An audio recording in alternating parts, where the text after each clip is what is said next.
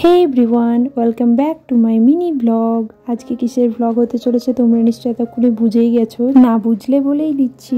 আজকের ব্লগটা ছিল চিকুর পৈতের গায়ে হলুদে। চিকু হচ্ছে ছোট কাকায়ের একমাত্র ছেলে। সেদিন সকাল সকাল রেডি হয়ে চলে এসেছিলাম ছোট কাকায়ের বাড়ি। এসেই দেখি সবাই রেডি হয়ে গেছে, সব প্রিপারেশন কমপ্লিট, সাজানোও কমপ্লিট।